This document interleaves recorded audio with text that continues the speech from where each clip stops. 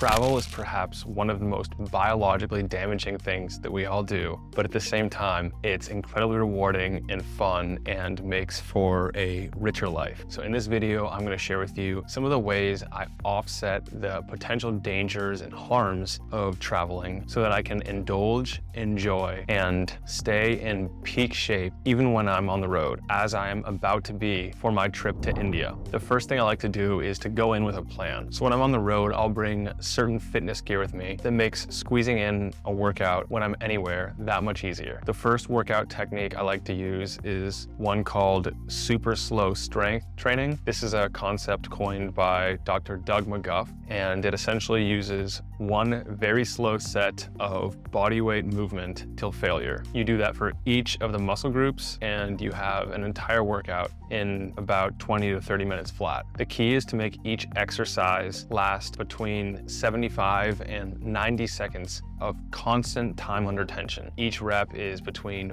5 and 10 seconds going down, for example, with a push-up, and then 5 to 10 seconds going up. If you haven't tried it, it's a heck of a workout and you'll certainly be sore. It's also a great way to preserve muscle strength, and it's far safer for the elderly. The next staple of my fitness routine while traveling is something called rucking. It's essentially just walking with weights. And so I have a heavy-duty backpack I'll put on, and I'll either leave my stuff in the backpack, or I will add rocks or different heavy things that I can find to make it challenging. Rucking has been called cardio for those who hate running and lifting for those that hate the gym. It's a great combination of the two and surprisingly difficult. I like to add approximately 20 to 50 or 60 pounds, and I will take that on a nice 2-hour ruck. That's a non-negotiable for me, and all it requires is a well-built backpack. Depending on where I am, if there's either a field nearby me or a steep hill, I'll do sprints. Now, these aren't great for beginners, but they're excellent for building muscle mass and strength and size. Just look at the difference between your average long distance runner and a sprinter. Plus, those workouts are very short. And if I don't have a way of doing it outdoors, I'll sometimes use bikes, although I don't get quite as good a workout. If you have the means or want some cool fitness technology that makes things just that much smoother, there are 2 other systems that I like, and they make a huge difference while traveling. The first is the Catalyst suit. Throughout the entirety of this 20-minute workout, this suit stimulates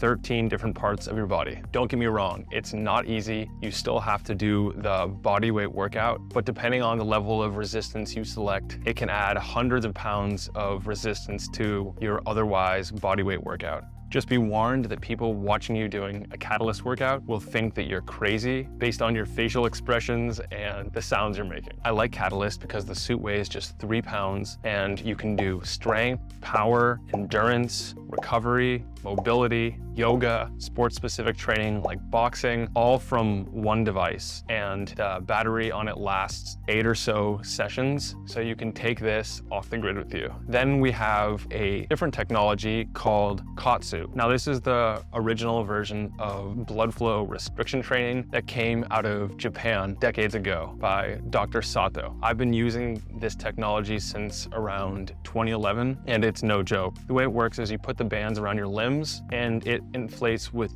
just the right amount of air to not completely occlude blood flow, but just to reduce it a little bit. That is the blood going from your heart to your muscles. So the blood pools there, then afterwards, when the KAATSU releases it, it floods back. And between the hypoxic environment, the buildup of lactate, and other incredible signaling molecules, those together create a potent anabolic signal without needing heavy weights. You'd be surprised what a bodyweight workout with these devices can do. If your funds are tight, you can find cheapo BFR bands on Amazon. I've used both extensively, but there's no comparison for the different options of training or the effectiveness or the safety. So if you can, I'd go with KAATSU. To put all of that together, my base program when I'm traveling tends to be a lot of walking and very low-level activity. If I'm going somewhere less than a mile away, I will always walk unless the weather doesn't permit. If I'm able to, I will make it a ruck and I'll add some weight to my backpack, and then I will layer in a couple days of strength or power training using either super slow strength or sprinting or the technologies like KAATSU or Catalyst. I found that's the highest impact training routine while on the road. If you're still here with me, hit that thumbs up and drop a comment below and let me know what your on the road fitness routine looks like.